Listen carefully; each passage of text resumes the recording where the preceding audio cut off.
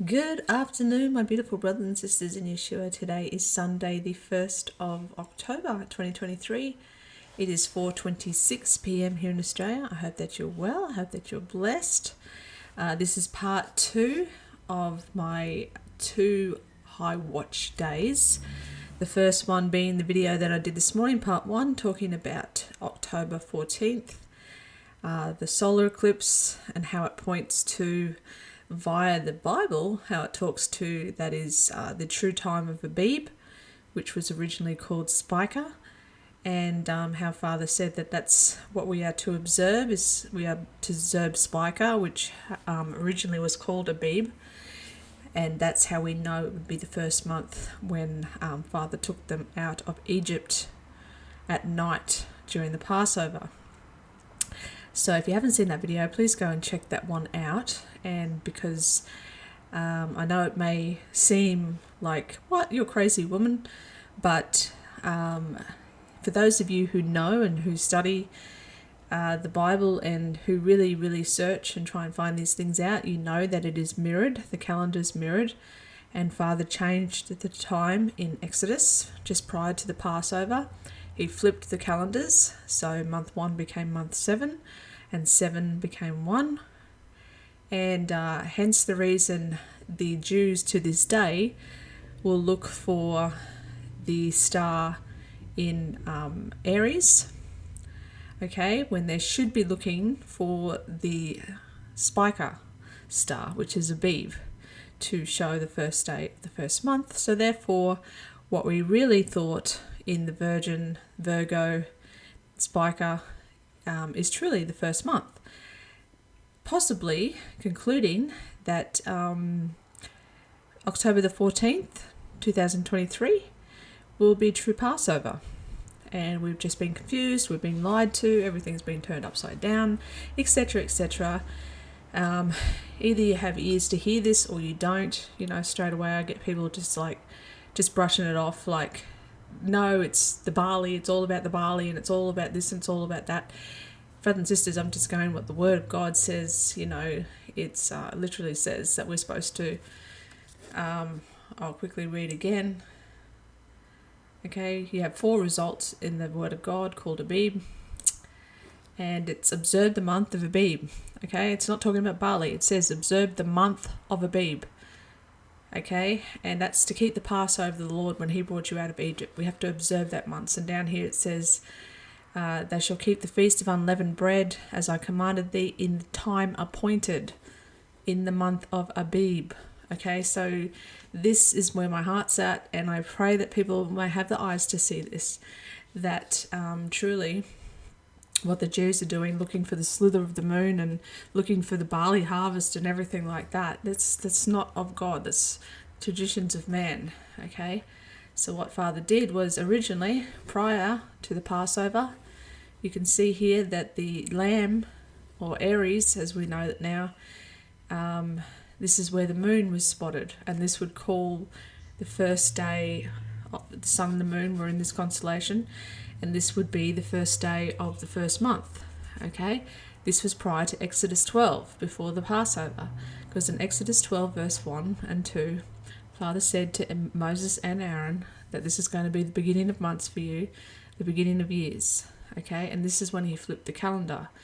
It is the glory of God to conceal the matter, and it is the glory of his servants to search this stuff out.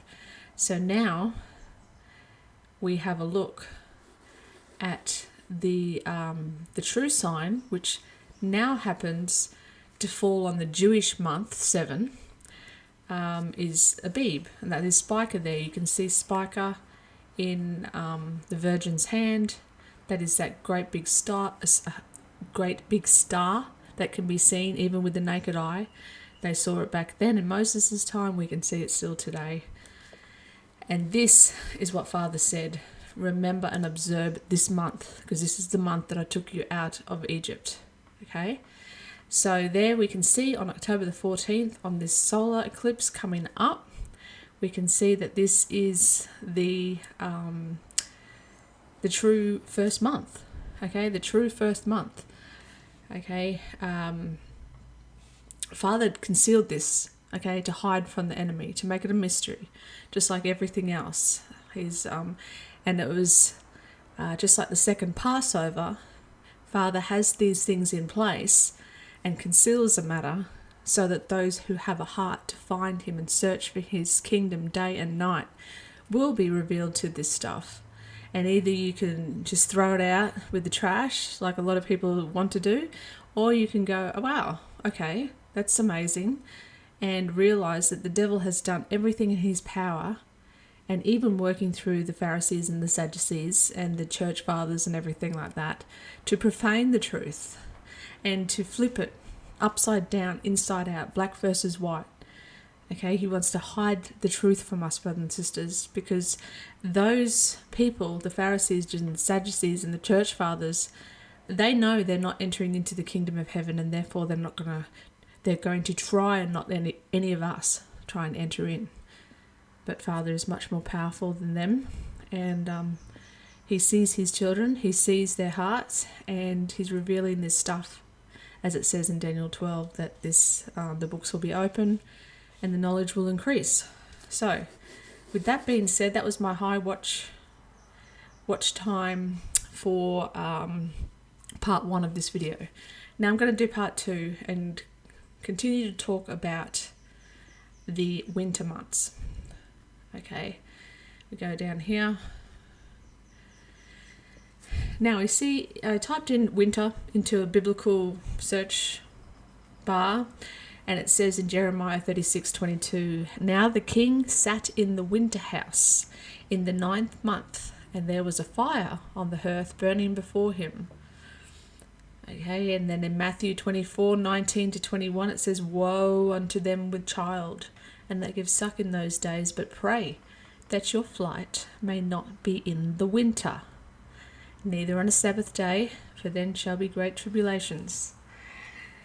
Israel is not in the winter at the moment, brothers and sisters. So such as not was since the beginning of the world, no, nor until this shall it be. Okay? So for one, the above verse proves the great tribulation is after the abomination of desolation is revealed. Okay? It says, pray that your flight may not be on winter, neither on the Sabbath day, for then shall be great tribulation. Okay? So, and also, it also says that 2 shall be in the field, right? 1 will be taken, 1 will be left. It's going to happen on a normal day while everyone's eating and drinking and building, etc. And then it's going to happen. It's going to be a snare upon the whole world.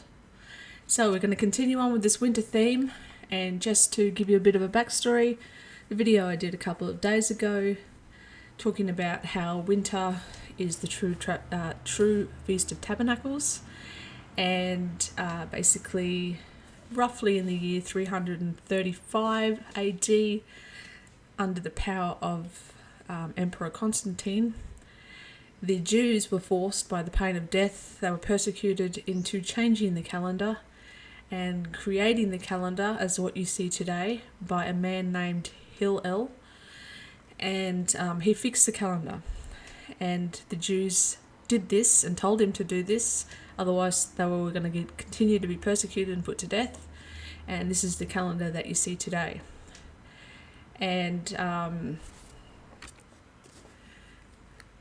therefore, it is showing you that what we, or the Jews, celebrate in September, being the Feast of Trumpets, Day of Atonement, and Tabernacles, is really in December. The reason I say this is because in that video that I did 2 days ago, I go in and show you all the evidence and all the facts that Josephus writes about and has record of, that the calendar was changed by a total of 210 years and 3 months. And they did that, brothers and sisters, so that we will celebrate these things and keep these feasts on abominable days. Exactly what Father said he was going to turn his face away from, and this is why my heart, my soul, and everything that I have left in my body is dedicated to finding these true times now.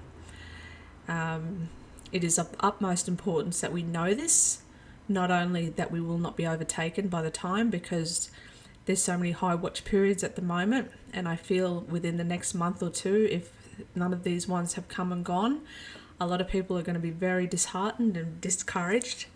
And this is why I'm making this video now, to show you that we can see via the scriptures, brothers and sisters, that, that something has happened. Something has happened and we're being deceived and distracted. So, let's continue on with this winter study. I also wanted to talk to you too. We have a look in... We'll get there. Okay, so we're going to have a look at the Hebrew Jewish calendar right now. There's October, okay, and like I said in the videos last month, I was saying, September will probably come and go because of the simple fact that Yeshua Jesus Christ lets us know that it's going to come at a time that we think not. Even for us, it's going to come at like a day, like the thief in the night. So we must watch and always be ready, so that day will not overtake us. Now, when you have a look at September, you have all of the Jews' feasts, right? Feast of Trumpets, Day of Atonement, Tabernacles, and then, about the 8th of October, there's nothing. There's literally no minor feast, there's no major feast, anything until halfway through November. And I've always said that's going to definitely be a time that the Jews think not, okay, because they have no feast, no minor feast. They're not, holding any reverence for some rabbi or whatever. But we have two celestial events that happen in October, and that's the first one being on the 14th. And they consider that the 29th of Tishri. And then the next one is on the 28th of October. That's on the 13th of Cheshvan on the Jewish calendar. So the 14th is the solar eclipse, a very significant one, and my previous part 1 was all about the 14th. and then on the 28th is going to be a lunar. Granted, it's only going to be a penumbral lunar eclipse, and there's a tiny bit of the moon that's going to be eclipsed. But this could be also why it's a day they think not. Because, the Jews always look for a blood moon, or, because they have that prophecy in Joel. In Joel 2, they have both prophecies. They have the prophecy of the moon, the sun being darkened and the moon not giving her light, which is the solar eclipse. And then they also have, in the same chapter, about 10 verses down, they have, the moon will be darkened, the sun will be darkened and the moon into blood. That's a solar eclipse. So here we have a prophecy that could very well happen in October. But I want to talk about winter, okay? And I want to talk about December, which is originally the 10th month, because that's where we get the word December from. Deci. Deci means 10. Decimal, okay? It means 10. So you've got to remember the Romans, they didn't even include the 2 winter months. They didn't include December and January. Okay, they just, they only had a 10-month calendar, and it was going off 308 days of the year. And then the Julian calendar came, and many places around the world still hold to the Julian calendar. Okay, and they're about 11 days behind us. So, and there's no more eclipses this year at all. So once 14th and the 28th of October go, there's no more eclipses this year. So in Acts 28:11 we see, and after 3 months we departed in a ship of Alexandria, which had wintered in the isles, whose sign was Castor and Pollux. And I'm like, yes, Father, you are awesome. Thank you so much. These are true signs in the heavens that we can actually look, that come from the Word of God, and we can verify whereabouts the sign in Castor and Pollux, which is the twin, as we would call Gemini. When would that be? And look at that. It is in December the 27th, okay? And this is exactly the month, the winter month, that I believe very strongly in John 10, where it said Jesus went to the Feast of Dedication. As I talked about in my previous video 2 days ago, I was saying that it's been revealed now that the Feast of Hanukkah, or the Feast of Dedication, which the Jews call Hanukkah, and the Feast of Esther, or Purim, are actually two made-up feasts. And when you really think logically, brothers and sisters, it makes a lot of sense. The book of Esther was the last book to be added into the Old Testament. It is the only book in the Old Testament that, or in the whole Bible actually, that doesn't talk about God at all.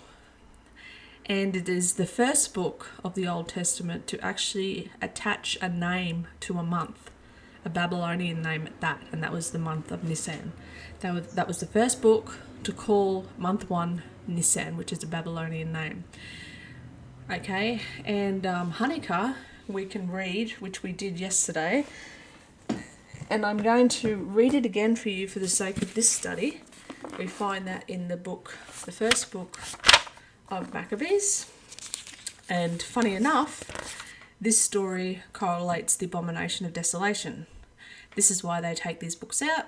This is why Jesus told you this was the warning: when you therefore see the abomination of desolation, then flee to the mountain. And then you go, and it says spoken of by Daniel. So you go to Daniel and you research. There's only 3 instances where it mentions the abomination of desolation, or the desolation that makes, or the abomination that makes desolate rather. And it's very vague as to what that actually is, right? But we can see here in the book of Maccabees, we can see here it says, now on the 15th day of Kislev. Okay, and if we have a look, we'll just go to a Jewish calendar here. Oh, well, we've got one here. 15th day of Kislev. Okay, so December 1st is the 18th day. So 17, 16, 15. So it would be October 31st, 30. October 29th, okay, would be the 15th day, roughly, of Kislev. This is what this is talking about. Okay, they erected a desolate sacrilege on the altar of burnt offerings. So what they did, Antiochus Epiphanes, he went into the temple and he erected a statue of Zeus on the 15th day of Kislev. Okay, that's the 9th month, the 15th day of the 9th month. And so basically then it goes on to say, and then on the 25th day of the month, so that's 10 days later, so from the 15th to the 25th day of the month, so the 25th of Kislev, it's the 25th day of the 9th month. And as you can see here, the 24th day of the 9th month, that's where you read in Haggai, where it says, I, the Lord thy God, will shake the heavens and the earth on the 24th day of the 9th month. So December is where it's at, brothers and sisters, I'm telling you. Okay, so on the 25th day of the month, they offered a sacrifice on the altar that was on top of the altar of burnt offerings. So what they did there was they slaughtered a pig on the altar of God. And long story short, the reasons why the Jews supposedly celebrate Hanukkah to this day is because this is where it comes from, right? 3 years later, to the exact date, the day that they slaughtered that pig on the temple, that's the day that the Maccabee brothers, they went into the temple, they rededicated it, and now it's called the Festival of Lights and Hanukkah, etc., etc. However, when you read, and you continue to read on in here, as we read in the last video, we read in chapter 4 in 1 Maccabees, and we'll start at verse 52. Early in the morning, on the 25th day of the 9th month of Kislev, in the 148th year, they rose and offered sacrifice as the law directs on the new altar of burnt offering that they had built. At the very season, on the very day that the Gentiles had profaned it, it was dedicated with songs and harps and lutes and cymbals, and all the people fell on their faces and worshipped and blessed heaven, who had prospered them. So they celebrated the dedication of the altar for 8 days. Okay, so that's where Hanukkah comes from. But as you can see there was a celebration for 8 days, and you can truly see that Hanukkah, the feast, the only feast that Yeshua Jesus Christ actually ever attended, the so-called Feast of Dedication, is actually talking about true tabernacles. And this is highly significant, brothers and sisters, because we read here in John 10:22.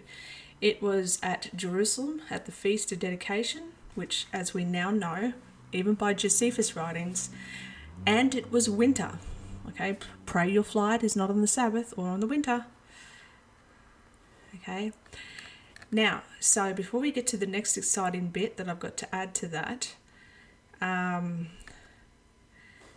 you can see here that, so as I showed you before about the winter in the Isles, whose sign was Castor and Pollux. So we know that when the sign, the moon, the full abundant moon, was in Castor and Pollux,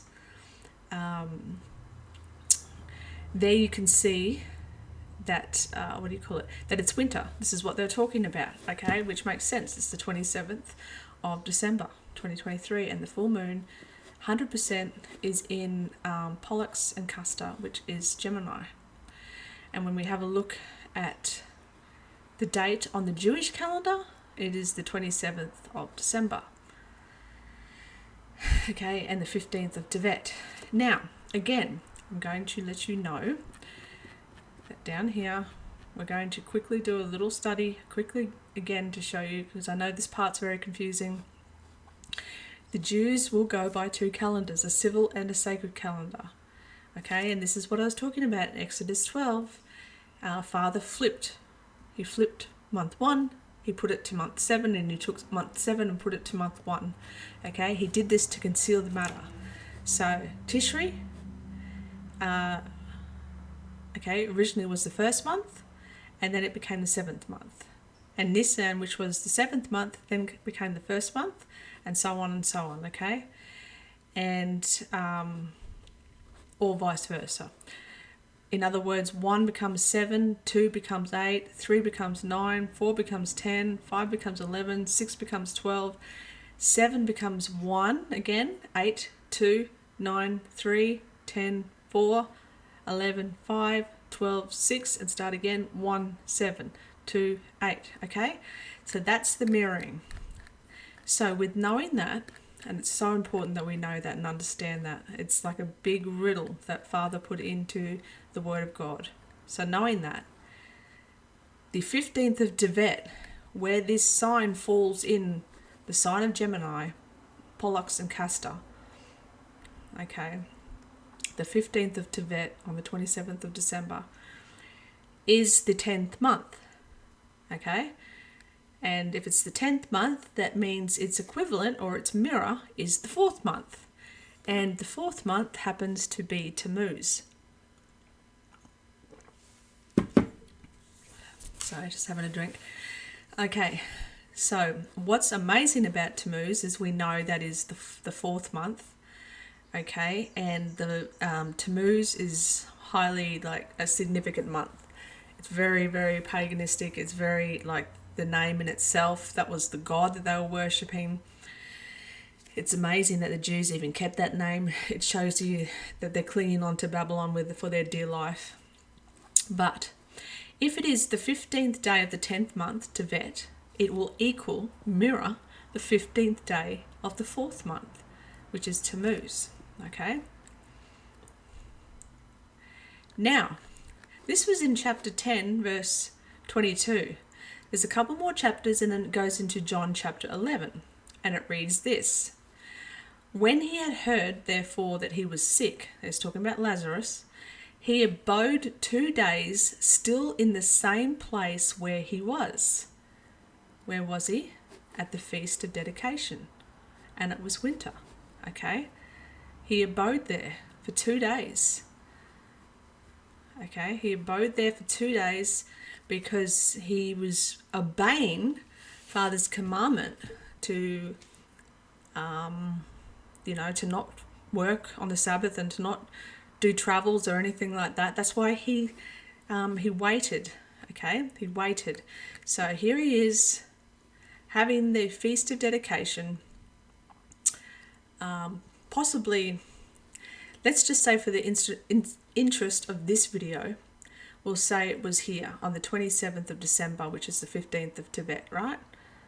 Because this is where the sign was, where it says it was winter in Castor and Pollux. So we'll just use the 27th of December as our example, that's when the true tabernacles was. So if that's the case, the 15th of Tibet, the 10th month, mirrors the 15th of the 4th month, Tammuz. So if Jesus, he hears the news of Lazarus being very sick, and then it goes on to say that he abode for 2 days where he was, at the place where he was. So he was in Jerusalem. Okay, he was in Jerusalem and he stayed there for 2 days before he went to go and rise Lazarus out of the tomb. Okay, so 1 day, 2 days, which would be the 17th of Tibet. 17th of Tibet would be the 10th month. Okay, and as I said, it mirrors the 4th month. That means it's the 17th of the 4th month, or the 17th of Tammuz. Do you hear what I'm saying, brothers and sisters? Do you know what the 17th of Tammuz is?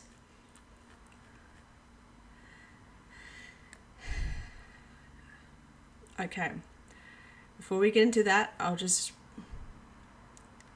won't read that because it's probably, actually no, I will. Okay, so we just read that Jesus in the winter went to the Feast of Dedication, which is truly the Feast of Tabernacles, which would have fallen on the 15th day of the 7th month.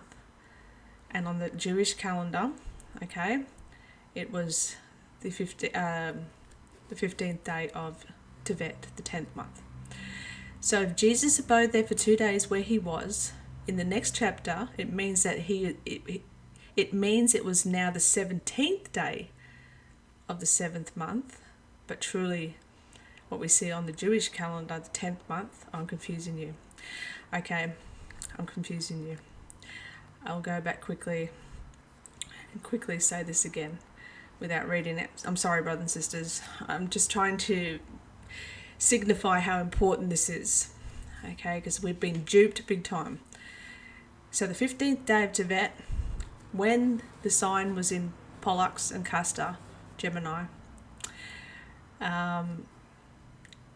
this is when we're hoping, and as far as I can see what Father is trying to lead me, this is the true Feast of Tabernacles, okay? And it's just been covered up by the fake Feast of Hanukkah. Because Hanukkah's got really nothing to do with God either, right? Just like Purim. Both of them don't have anything really to do with God. It's all what man did, okay? It's all what man did. And so it says that Jesus, he heard about Lazarus being sick, so he abided in the place that he was for 2 days. Therefore, he got to the 17th of Tevet, okay, 2 days later, which equals the 10th month, Tevet, equals the 4th month, Tammuz. So therefore, it is the 17th of Tammuz, okay? So, the 17th of Tammuz, we can read the information down here. The fast of the 17th of the Hebrew month of Tammuz, known as Shiva Asar B Tammuz, is the start of a 3-week mourning period. There's your 21 days, brothers and sisters. There's your 21 days, like in Daniel 10, which mirrors the war in heaven. Okay, for the destruction of Jerusalem and the 2 holy temples. Okay, so both the first temple and the second temple got destroyed on the 17th of Tammuz. Okay, Moses broke the tablet when he saw the Jewish people worshipping the golden calf on the 17th of Tammuz. During the Babylon siege of Jerusalem, the Jews were forced to cease the offerings of the daily sacrifice due to the lack of sleep. Okay. This is definitely to do with the abomination of desolation, causing the offerings to cease. Sorry, due to the lack of sheep, not sleep. I've got a lack of sleep big time. Okay, so Apostamos burned the holy Torah. An idol was placed in the holy temple.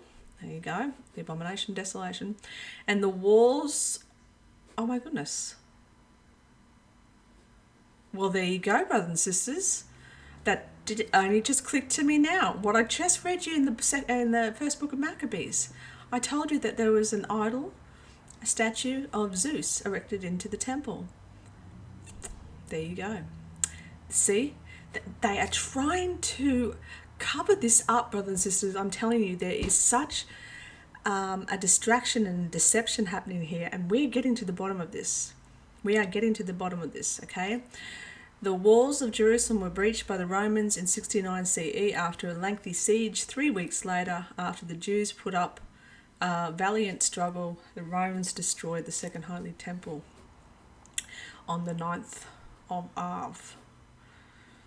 Okay, the Jerusalem Talmud maintains that this is also the date when the Babylonians breached the wall of Jerusalem on their way to destroying the first temple. So here we have a picture of the dark moon. Okay, the dark moon on,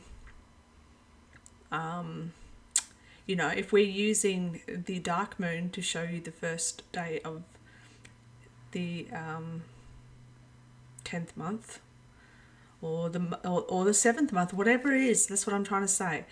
It doesn't really matter. We've got to go by what Father ordained his appointed times to be.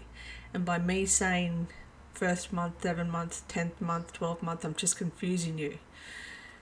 So if this here, on December the 13th, 2023, that's originally what I started talking about in my winter tabernacles video 2 days ago, was what we just went through with the UN. Okay, that was the midway point. Okay, and it's been 7 years ago. We're at the Paris UN summit, and then we had this one here in September for 2023, the UN Sustainable Development Goals, right? That was the midway point, brothers and sisters. We're focusing now on COP28, which starts on November the 30th and goes to the 12th, 13th of December. Okay, the COPs, throughout the years, that's when they make, right at the last day, they sign off on big things that are directed at us, at our demise. Okay, it says very clearly, okay, they signed the covenant with many. That must have been 7 years ago in Paris. It must have been, because they said themselves that this UN summit that they just had in September 18th and 19th, even though it ran for an extra week afterwards, but they said themselves, this is the midway point for our agenda, to get to 2030, whatnot. But they've still got their final nail in the coffin that's coming on that COP28, and that is why I'm suggesting and throwing this out to you to research for yourself. Don't take my word for it. I'm only just trying to be faithful to Father. But this is why I'm finding out all this stuff about the Feast of Dedication actually being the Feast of Tabernacles, the dedication of the tabernacle, right? The dwelling place of God. And this is where the abomination happened. This is when you therefore see, this is, the Jews will recognize this. Do you understand this? It means, because they have the book of Maccabees in their account, right? Us Christian world, well, the leaders of the Christian world, they decided to take all these books out because they thought they were demonic or not inspired. But that's bullcrap, okay? They're absolutely, it's the same with the second book of Esdras. Highly recommended, beautiful book. That's part of the Apocrypha. The book of Enoch, the book of Jubilees, the book of Yasha. Okay, they're all wonderful books that elaborate on the Word of God. They don't take anything away from it. So, with what I said about the calendar being 210 years off and 3 months behind. That means not only is the year now 5,993, the month, the 7th month, okay, the month that we're supposed to be looking for the trumpets and tabernacles and all that, should fall truly in September. In December. Okay, what we're looking at here. So, and here too is another confirmation. This here is the Milky Way, right? Many, many, many moons ago, I had a brother. We don't talk anymore because he went crazy and he started being really rude and offensive, whatever. That's beside the point. But he gave me wonderful knowledge. And like it says, you'll know some people for a season, a time, forever, whatever it may be. And he said to me that that the Milky Way is actually the scar of heaven from when Satan and his angels fell. And I'm like, wow, that makes absolute sense. So I've always held that close in my heart, that the Milky Way is actually the scar. It's like a cesarean scar. This is why Yeshua, Jesus Christ, always talks about a birth. And this is the cesarean scar which Satan will fall again through. So it's very interesting that the moon and the sun are in this, right on the top of the Milky Way. Okay, so if this is the first day of the 7th month or the first day of the 1st month, because remember they're mirrored, and it's truly winter and it's truly tabernacles, that season of tabernacles, and then, we have a look, as you can see there, the full moon now, which is 2 weeks later, in Castor and Pollux, Gemini, is the 27th. Okay, 2 weeks later from this. Got dark moon, full moon. Okay, this could very well be the Day of Atonement. Okay. And if and also too, the full moon, as you can see here, is also in the Milky Way. They're both, the dark moon and the full moon is in the Milky Way. 27th of December. Okay. So brothers and sisters, I hope, I don't want to say too much more, because I know, like when I'm listening to myself, I'm like, oh, stop being so confusing. There's so many dates and so many numbers and so many months that I'm throwing out there. But I'm trying to make it as simple as I can with what I've got.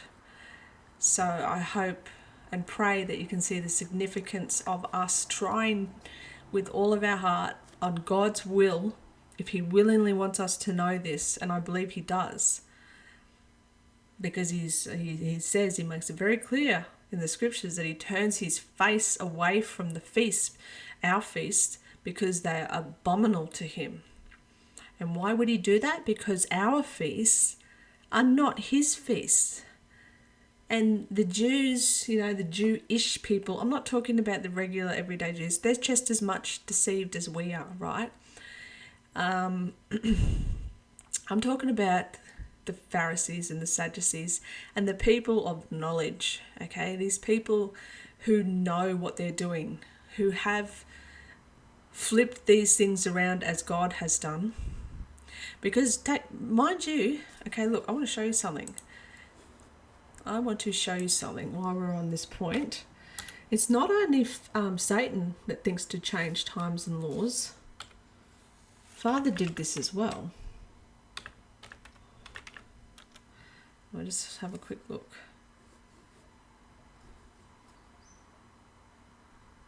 Okay, so that's the one in Daniel.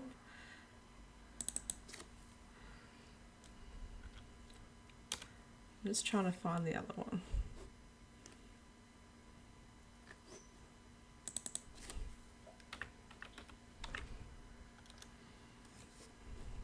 Oh boy, it's too much. But you can look at this yourself. There is, I can't remember where it is. It's maybe in Proverbs or in Psalms. But Father also changes the times. as well. And this is exactly what I'm talking about. Like, I don't want to have to go through all this now and try and find it, because it's going to, it's going to take a long time to do that. But both of them do it. And that's the thing. Satan continuously wants to copy heaven. This is why it says we do not fight against flesh and blood. We fight against principalities of the air. And this is why the powers of heaven shall be shaken, because that's where their power, that's where the powers reside. Satan and his crew, they are in the air. Hence all this UFO disclosure and all this, the satellites and all that stuff that happens up there. No, I'm not talking about in outer space.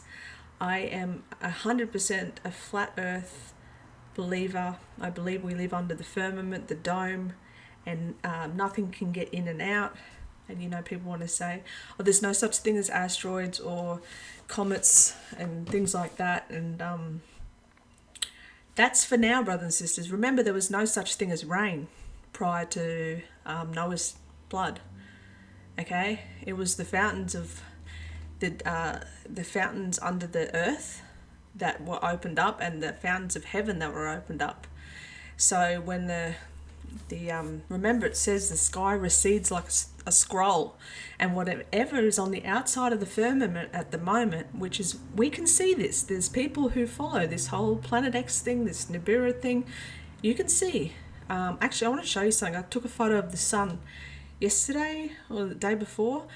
Check this out. Hang on, I've got to upload it onto the computer quickly. Hang on. Okay, you can see this is a photo of the sun I took roughly right in the middle of the day. Now, I don't know how well you can see that, brothers and sisters, but what happened to our sun? That does not look like a normal sun. And isn't it bizarre what's around it? And I mean, I know people are always going to say, oh, that's a lens flare or whatever that may be. This particular thing here, back in 2014, 2015, this is when I started taking photos of the sun, because I'm like, what is that? And there's so many people who take better photos of it than me. And obviously I'm just taking these photos with a camera, like my phone, so I don't have any special camera. But brothers and sisters, I mean, does that look normal to you? Okay, and then I took a photo of the moon. This is the supermoon. I know that's the, what do you call it? This is a terrible photo. That's the street light there. But the fact that it, the moon that's probably what it does. What light does is the cross. Do you know there's another photo of the sun? Look at this weirdness around it. And it's like, not only is it not a round circle, but it's not even an oval, because down the bottom here, something's going on. That's all I'm going to say. Something is going on. And, people who have special programs like Photoshop or whatever, that they can invert the colours and all that stuff. Oh, look at this. Look at the shape of this. That might be significant. But anyway, the whole point of what I'm saying, and why I showed you these photos, is because, yes, I believe that we live on a flat earth under a dome and the firmament, but I think what people are seeing behind the sun and all this kind of stuff is possibly, it could be hovering over the firmament. And like I said in my part 1 video this morning, Nibiru, Planet X, whatever you want to call it, I believe is the destroyer that happened in the time of the flood and happened the time of the Exodus. And Father uses his own elements. He doesn't just create weird things to destroy and to bring across prophecy or something like that, right? He uses his own elements.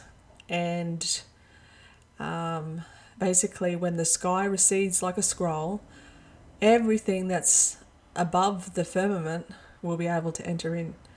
And this is why men's hearts will faint with fear on what's coming upon this earth. Because not only when the earthquake happens and the sun and the moon are darkened, which is the solar eclipse. Okay. Or this could even happen on when we're not expecting a solar eclipse, or we're not expecting a lunar eclipse. This is why it doesn't matter in what month it happens.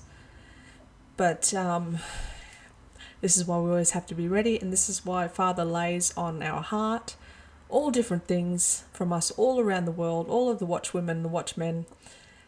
We have different, talents and skill sets and interests and study techniques, and some people like to watch what's going on for World War III and everything like that, whereas mine is just searching out Father's true appointed times. I think that's the most important thing ever. So all this stuff is going to take place, brothers and sisters, and it's going to take place very soon. And before I go, I've had the permission of a dear brother who sent me an email last night, and it's a little bit of a confirmation of December, and he gave me the permission to read it to you, so I'd love to do that now. He had a dream, and very, very vivid and very well explained dream. And so I'm going to show you that to you shortly.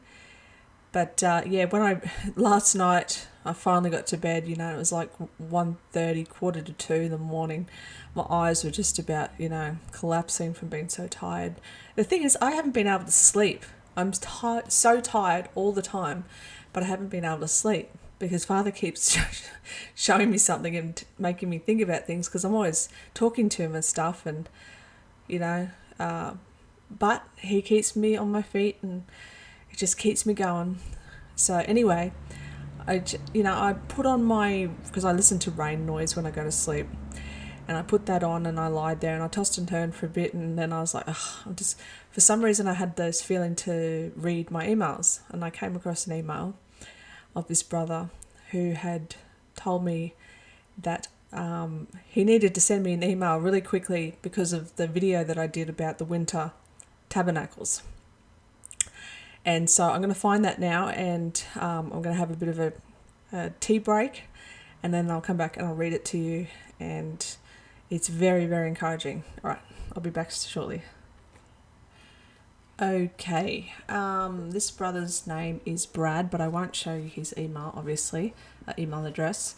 But he just writes, "Hi Rebecca, I've been on such an exciting journey today with our Holy Spirit, Father connecting some dots for me from yesterday, the 29th of September 2023, regarding your mention of Revelation 22 confirmation from your video. The Feast of Dedication in winter was really tabernacles. And a prophetic dream I received 3 to 4 weeks ago now, marrying the two together, which I will explain below. On a side note, I haven't been able to think of anything else until I got this email to you. Such a push from the Holy Spirit, but one filled with excited energy. I have attached my dream to this email." Then I just want to make sure, because I want to read you the dreams, and that's quite long. So basically, he just talks about his dream, and says, "Towards the end of my prophetic dream I had about 3 or 4 weeks ago now, 4 guys who didn't know one another told me in unison together that they were going home from their holiday on the 22nd. Upon waking, I knew that this dream I had was both prophetic and symbolic, referring to the rapture. At first I thought my dream might mean that whenever the rapture finally does occur, it would be on the 22nd of that month. On a side note, every night prior to sleep I ask Father to give me whatever dreams and prophetic insights he wishes to give me, as I'm very open to them." And then it goes down to say, "Last night on the 29th of September 2023, I couldn't sleep. I was both exhausted yet so very alert at the same time for some reason, like I'd had several coffees. It resulted in me getting back up out of bed to scroll through my YouTube feed, and your video was the first video I came across, and I felt led to watch it. I know now that Father prevented me from sleeping so that I would see and connect with your video to connect the dots." Okay, and then he says, "So I'm listening along to your video while also playing Roblox at the same time on my iPad, which I often do, and I was stopped dead in my track when you mentioned asking Father for confirmation of Revelation 22 in the shower to indicate the rapture may take place at the end of the year rather than on May 22nd. Okay, for anybody that doesn't know what that was, if you didn't see that video, prior to, remember the big fuss about May 22nd? Okay, I was, it was a couple of days beforehand, and I was in the shower, and I'm like, Father, because I never ask for signs, right? But this time I'm like, Father, please, if this rapture is happening like over this weekend on May the 22nd, can you please give me Deuteronomy 33 in my Bible verse of the day? But if it's not going to happen at the end, until the end of the year in December, because I'd already been searching about this December date all the way back before May. And so I said, if it's not going to happen until December, please give me Revelation 22, because that is like the last chapter of the Bible, okay? So, and then I wrote it on a piece of paper. I took a screenshot of it with my phone so that I have a time stamp on it. So that's the reason what he's referring to here.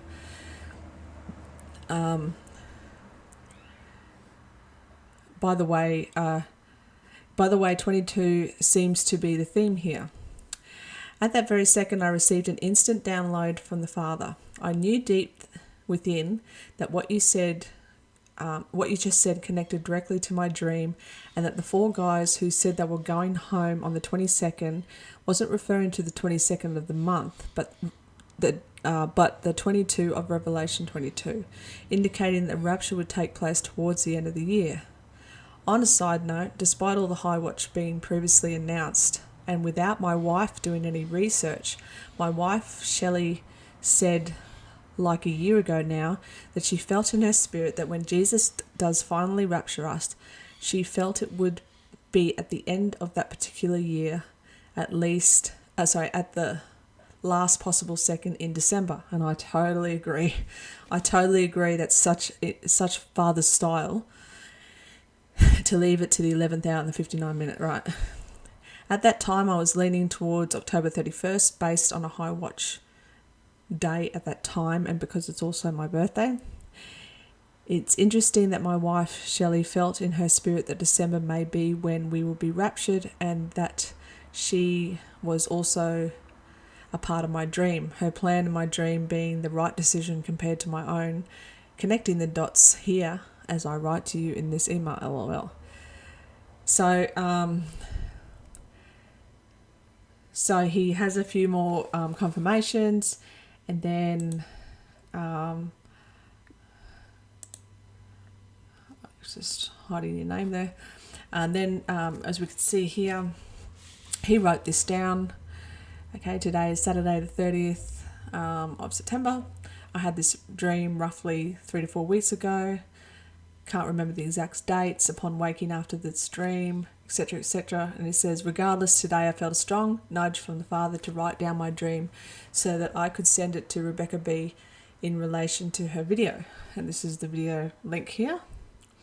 And as you can see, it's quite long. But there was so many interesting things in there. And it first starts out that they appeared that they were in the woods. Okay, and everything was blanketed in snow. And this dear brother is from Australia, like me. And so we don't get snow over here, or at least there's only a little part of like Tasmania and like down south that'll get some snow. But for the majority of Australia, we don't get snow, right? It's more hot and desert type than it is anywhere else. And he says, my friends and I, my family and I, who were in real life Australians, I knew in the dream we were somewhere in Germany and that it was winter time, but I don't know how or why or how we got there. Okay. And then he goes on to saying that this military, maybe I should just read it to you. If you don't want to listen to it, you can skip past this part, but I think it's just valid. So I'm just going to read it, okay? So, are we going home on the 22nd? In my dream, I was with my wife, Shelley, I think that's how you say it, and my daughter, Belle. And we started travelling on foot through what appeared to be the woods of some kind in a countryside, everything blanketed in snow. There were no people, houses, or animals around. It was just us three and those hunting us down. I hate those dreams. I hate when I get dreams like that. But anyway, in the distance, approaching us three quickly. My family and I were who we are in real life, Australians. I knew in this dream that we were somewhere in Germany and that it was winter time, but I don't know why we were there or how we got there. My family and I were moving quickly on foot, as if we were trying to escape from a group of people that were after us, posing as military to the public.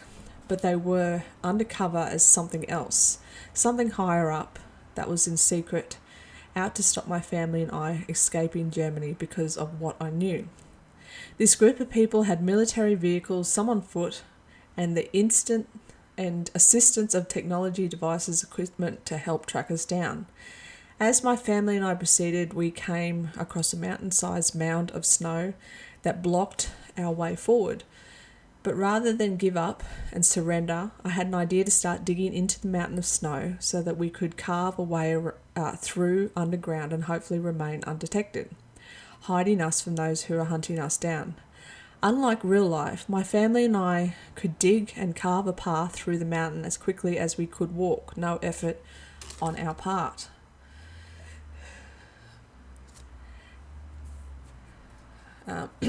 As I was digging a pathway through, my wife suddenly took charge and started digging a maze-like tunnel so that we could give the enemy the slip in the maze and they wouldn't be able to find us, as they would get lost and be unsure as to which pathway we took.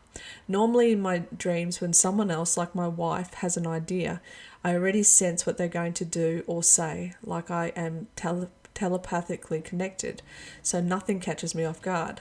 But in this dream, it was a total surprise to me regarding my wife's maze-like tunnel plan, something that felt outside of my own consciousness. I love this idea, and I love that my wife thought outside the box compared to myself and separate to my own plan.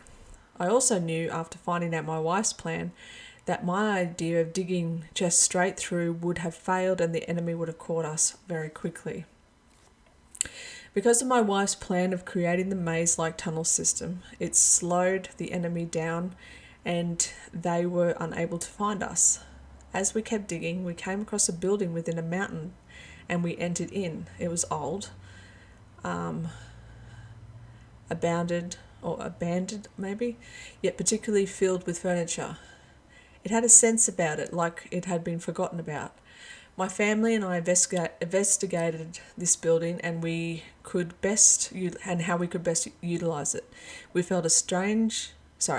felt safe enough here, but then became concerned when my wife and daughter were making too much noise. Due to them both feeling at ease and like we wouldn't be found, I began telling them to whisper, as I was concerned it would somehow lead the enemy straight to us if we weren't careful. All of a sudden, the military came flooding in and rounded us up, with them separating myself from my wife and daughter. A woman appearing the age of 60 approached me and began asking me questions. Although in military uniform, she felt more like a scientist, specializing in something of secret nature that I was unaware of. She held authority of some kind and was in charge of interrogating me. I can't remember what questions she asked of me or what she was after or wanted me to do, but I refused to comply to her wishes. I knew that if I didn't comply and give them what they wanted, they would execute me without hesitation. There was no bargaining here. I knew that regardless of whether I complied or not, they would still execute me either way, as I knew too much. While this was going on, my wife and daughter were kept distracted and had no idea of what was going on or that I would be executed. My wife and daughter didn't know the information I knew that was going to cost me my life. The reason why they were not being interrogated in the dream. When speaking with this woman of roughly 60 years old, I didn't feel any hatred coming off her towards me. that you would imagine would be felt when two enemies dealt with one another. But I could feel she had no connection to me either, of an empathy-related nature, and that it didn't matter to her whether or not I lived or died. It was just a standard process to her. She wanted something specific from me, and if she couldn't get it from me promptly, she was just going to execute me and be done with it. Because I wouldn't give her what she wanted, she says, "Very well then," gave the order. Then I was marched away to another room by some guards, and as I was being marched away, I passed my wife and daughter. As I passed my wife and daughter, I began saying goodbye to them mid-walking. My wife, Shelley, realised instantly that my goodbyes were my final goodbyes, as I was going off to be killed.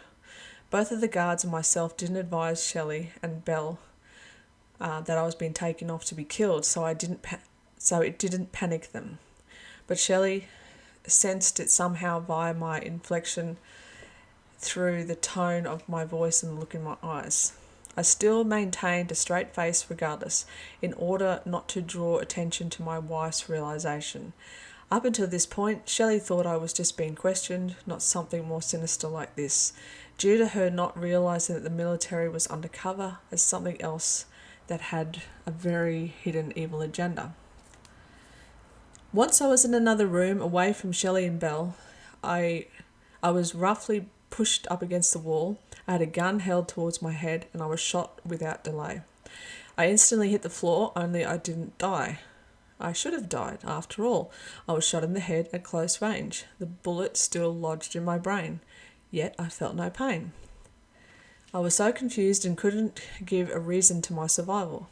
I remember thinking just before the gun was fired that this is it, and I was so sad that things had to end like this and that I didn't want to die under these circumstances.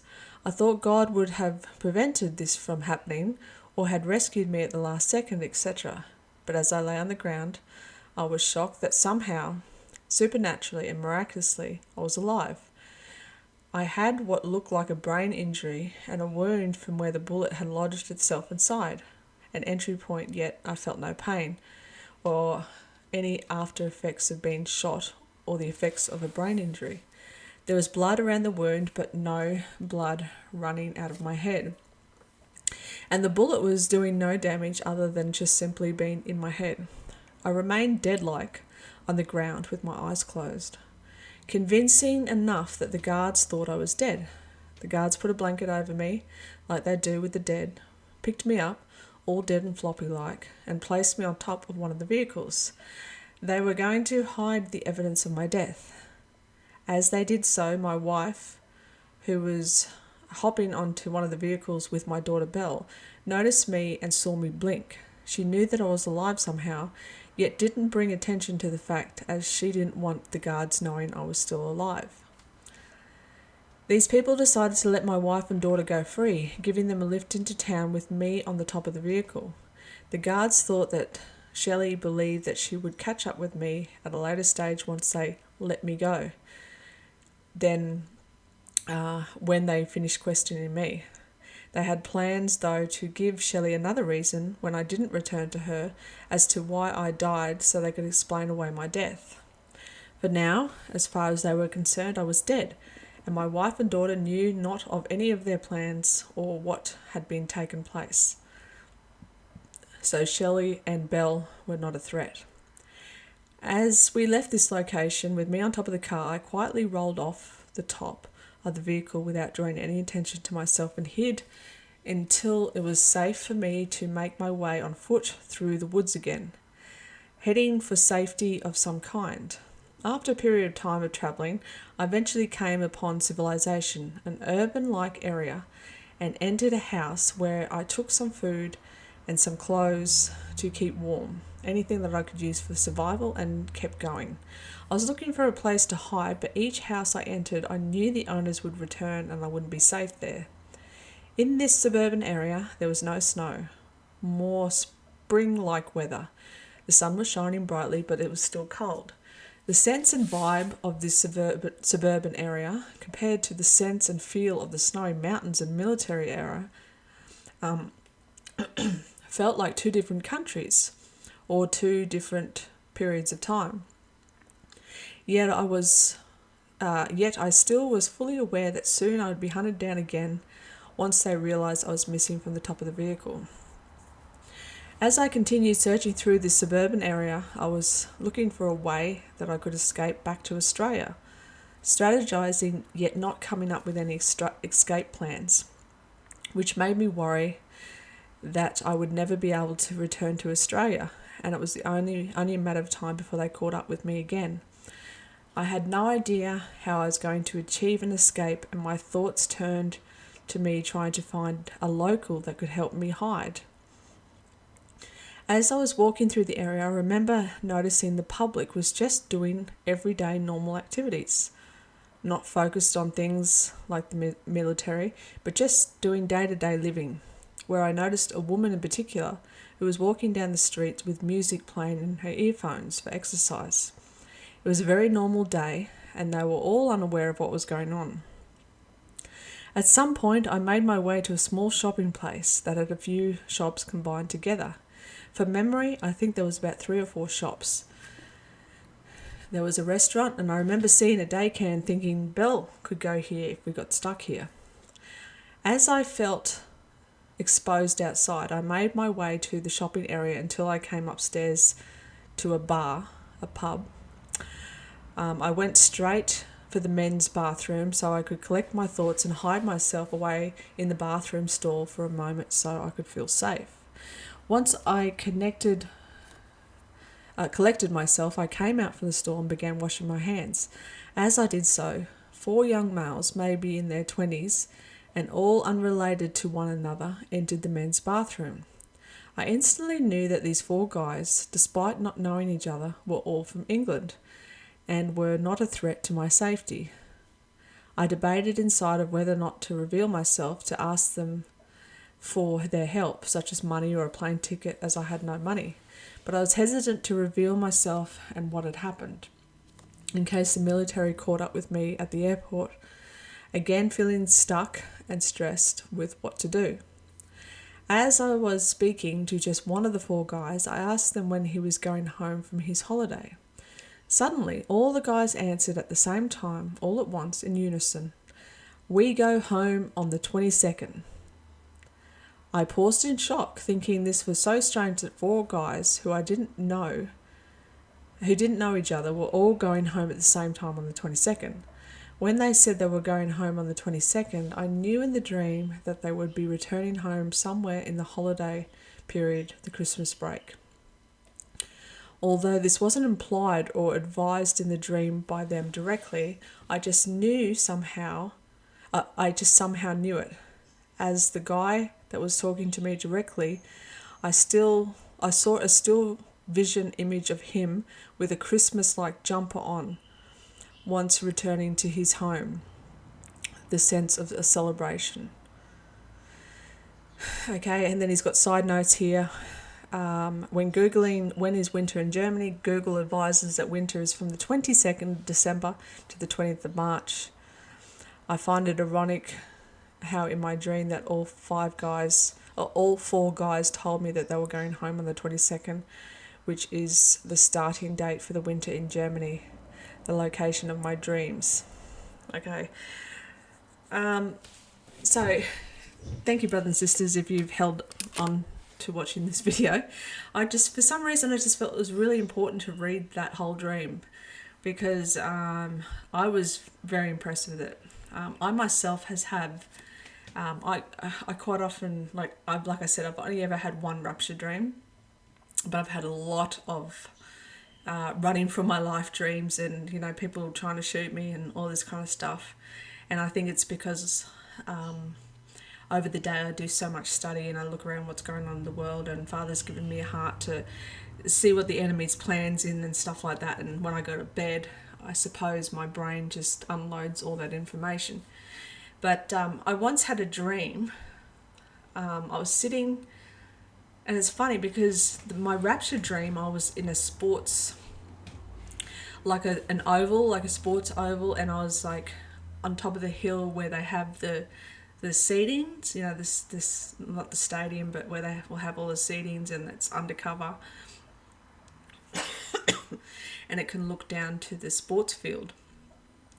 And I'm walking there on the top of the hill there, and I look to my left and I see this burning cloud, a circle in a cloud.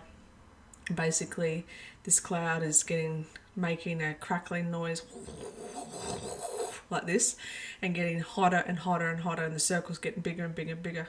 This is a beautiful, perfect day. And then I could literally in my dream feel the intense heat coming out of that cloud. And then I saw the silhouette of Yeshua Jesus Christ, and then I woke up.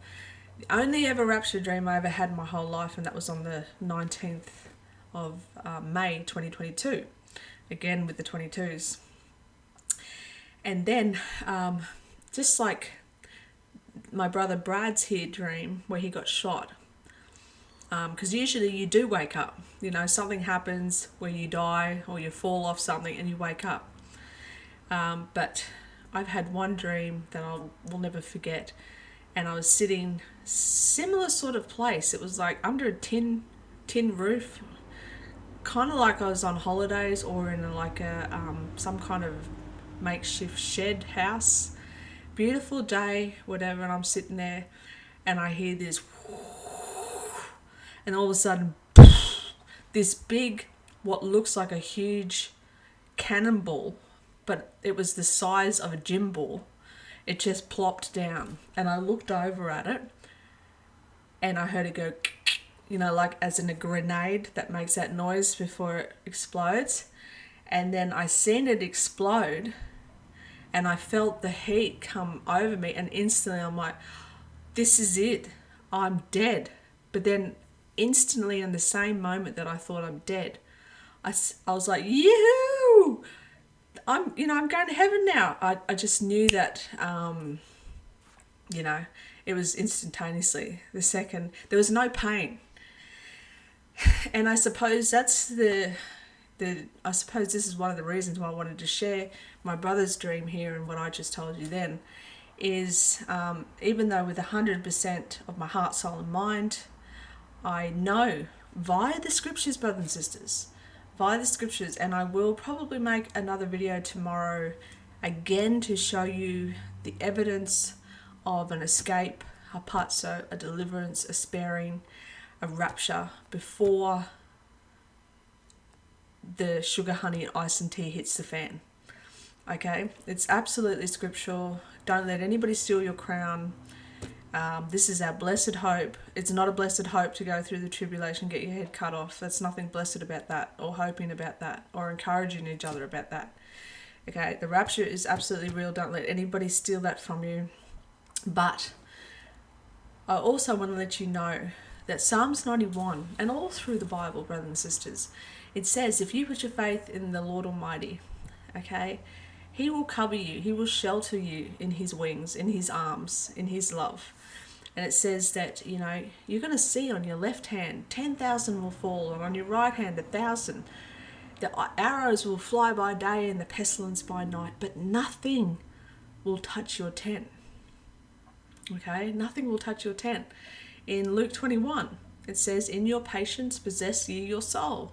Not a hair on your head shall perish. This isn't just an allegory, brothers and sisters. This is a supernatural, once-in-a-lifetime, blessed generation that we offer for the last and final generation. Do you realize that we are the most blessed generation that has ever come across in the history of mankind? We have the chance, brothers and sisters, to not see death. There is a generation that will not see death. Okay? And you have to see that. That's written in the scriptures. And we are that generation. Okay? Death and sin has been conquered already by Yeshua Jesus Christ on the cross. And because we believe in Him, because we encourage each other with the blessed hope, this is what's in store for us. This is why we are to watch, and we're supposed to encourage each other with one another with these words, and to be excited and to have peace. Okay, isn't it a perfect peace when you know that the redemption, the salvation, the escape is there? So we don't have to worry. We see everything falling apart all around the world right now. It's getting worse and worse and worse and worse, just like a labour. More closer and closer and closer together, like the labour pains, right? Eventually, very, very shortly, this baby will be born and we will be delivered and caught up to the throne of God. Okay? And then shall come a time of trouble like never was before, never will be again. Daniel 12 tells us that. Michael stands up. And, there's a time of trouble that starts, and at that very time, thy people shall be delivered.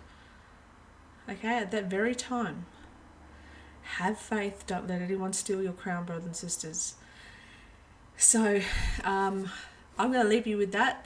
There's a bit of extra goodness to my video. Thank you, brother, for sharing that dream. And I appreciate everybody who shares their dreams with me. And I'm so honoured that you think of me when you have these dreams. And this is why I probably make these long videos and talk about random stuff that, and this is why my videos become so long. But it's because of reasons like this. My brothers and sisters who are anxiously waiting as well, pass the time with their brothers and sisters like myself. And we just want to talk about the Lord. We want to talk about the Father. We want to talk about the Son. We want to talk about the heaven that's installed and waiting for us, that we cannot even comprehend the goodness that's coming for us, brothers and sisters. And we just want to encourage each other and think about these wonderful things, because this is what will hold us. This is what will hold us up and let us finish this race strong. So that's all I have for you today, brothers and sisters. And like I said, the winter, Christmas, big deception, what they tried to do. And it makes sense, doesn't it? They tried to hijack Christmas again. That's what they do. And it makes so much sense now. They hijacked the tabernacles and claimed it as their own feast, Hanukkah, right? And they hijacked Christmas and said, it's, the birth of Christ. Maybe it actually is the birth of Christ, but then they told us all this stuff about the pagan gods. I'm not saying that 25th of December is the birth of Christ, okay? I'm not saying that. What I am saying is that we have no idea how much they've deceived us. And we have no idea what the truth is unless we continue to search this out and seek it out. And, besides all that pagan stuff that comes along with Christmas, Christmas is such a beautiful, for the people who are unaware, okay? Like it says in one of the churches of Revelation, it says, for those of you who don't know the deep things of Satan, I'm going to put no other burden on you. Just hold fast to what you have. Okay? This is the genuine God-loving, God-fearing, Jesus-believing Christian that loves Christmas like we all do. Okay? And doesn't know any better. Celebrates the birth of Christ at Christmas. Because it all comes down to the heart, brothers and sisters. And yes, I know, sometimes it's a burden to research and to know how much evilness has infiltrated this planet, this earth down here, right? This flat earth down here. A lot of evil has, and a lot of deception has, but it truly all comes down to the heart. Father searches the reins of each and every one of us, our hearts. And that is the most important thing. Not don't call Jesus, you have to call him Yeshua, or don't call him Yeshua, his name is Jesus. Brothers and sisters, this is the whole reason why I always say Yeshua, Jesus Christ, is because both of those names are sacred. Both of those names have saved billions of people throughout history. Okay? Millions and billions of people have been saved in the name of Jesus.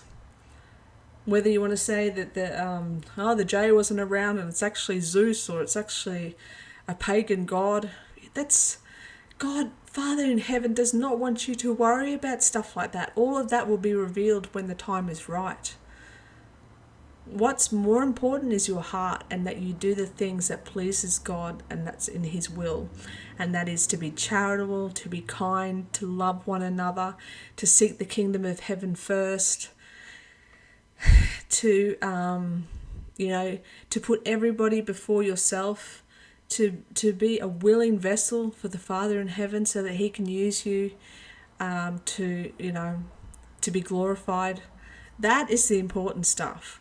All this other stuff just starts to offend people, and then they pull back. So brothers and sisters, please have a look. We don't have time for all that stuff anymore.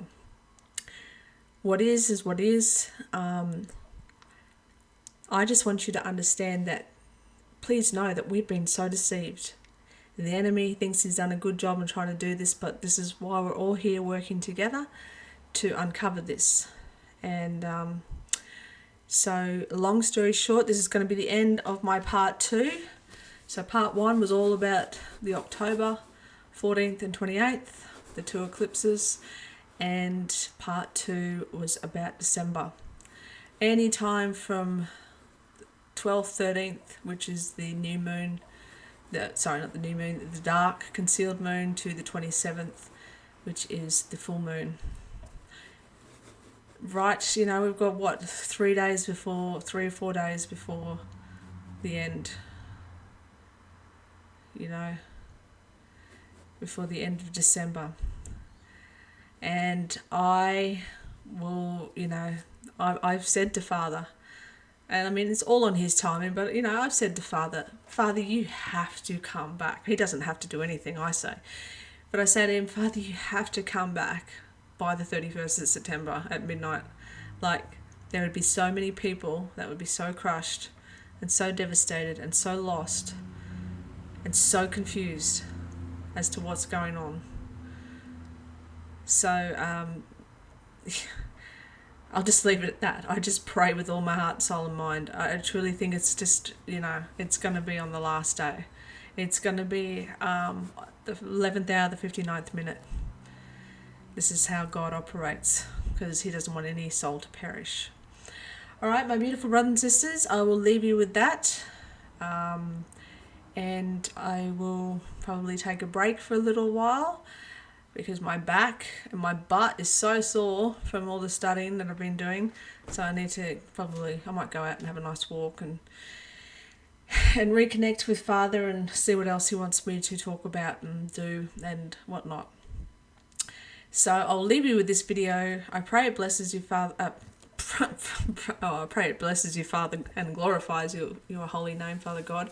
But I pray it blesses you, brothers and sisters, and that you can continue on studying and adding to this and really delving into trying to find Father's true appointed date so that we can serve him properly and not abominably. All right, God bless you. I love you. If I don't see you in the next video, I will see you in the skies. Bye-bye.